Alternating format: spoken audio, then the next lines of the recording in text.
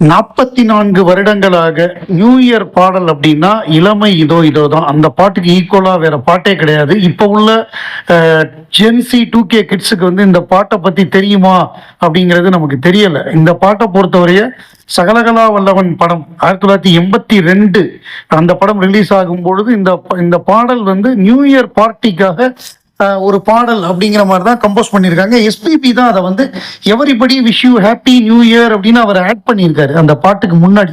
இதை வந்து ஏவிஎம் சரவணன் ஒரு பேட்டியில் குறிப்பிட்டிருக்காரு. ஸோ இதை வந்து எஸ்பிபி தான் ஆட் பண்ணாரு அப்படிங்கிற ஒரு விஷயத்த சொன்னார். படத்திலேயே அது வந்து நியூ இயர் பாட்டாக தான் வரும். நியூ இயர் பார்ட்டி சாங்கில் வந்து கமலஹாசன் டான்ஸ் ஆடுற மாதிரி அந்த பாடல் அமைஞ்சிருக்கும். இந்த பாட்டை பொறுத்தவரைய இந்த பாடல் படமாக்கும் பொழுது அந்த கண்ணாடியை உடைச்சிட்டு வர்றப்ப அதுல வந்து டூப்பு போடாம உலகநாயகன் கமலஹாசன் அவர்களே அந்த இதை வந்து ஃபைட்டை பண்ணது, அந்த ஸ்டண்ட்டை பண்ணதுனால அவருக்கு வந்து கட்டாயி அந்த சதை கட்டாயி பிளாஸ்டிக் சர்ஜரி பண்ற மாதிரி ஆயிடுச்சு.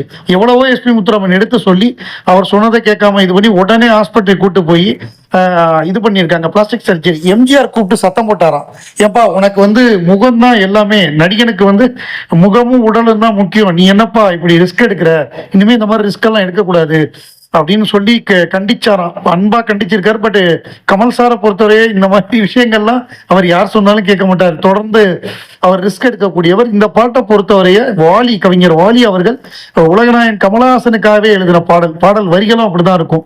ஏன்னா உலகநாயகன் கமலஹாசன் வந்து ஏக் துஜே கலியை நடிச்சது, ஹிந்தியில போய் வெற்றி கொடி நாட்டினது, அவருக்கு எல்லா கலைகளும் தெரியும், ஸ்டண்ட் தெரியும், எல்லாமே. அவர் வந்து ஒரு காதல் இளவரசனா இருந்ததுனால காலேஜ் டீனேஜ் பெண்கள் இப்படி எல்லாமே உலகநாயகனுக்காகவே முழுக்க அந்த பாடல் இடம்பெற்றிருக்கும். அவருக்கு எல்லா டான்ஸும் தெரியும், ஃபைட்டும் தெரியும் அப்படிங்கிற ஒரு விஷயம். அவர் எவ்வளவு அழகானவர் அப்படிங்கிற ஒரு விஷயம். இது எல்லாத்தையுமே அவர் வந்து அந்த களத்தூரின் கண்ணம்மா, நாள்தோறும் தான் நாள் மாறுவேன், அவர் நடித்த கல்யாணராமன், அந்த களத்தூர் கண்ணம்மா எல்லாமே அவரோட படங்களுடைய வரிகள்.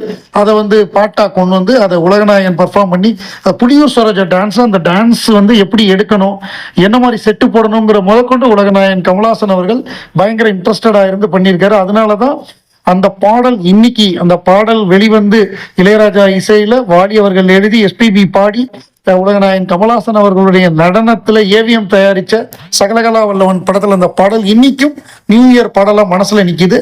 அதற்கு போட்டியா வேற எந்த பாட்டுமே இல்லை. கரெக்டா 11:59 இந்த பாட்டு ஆரம்பிச்சிடும்.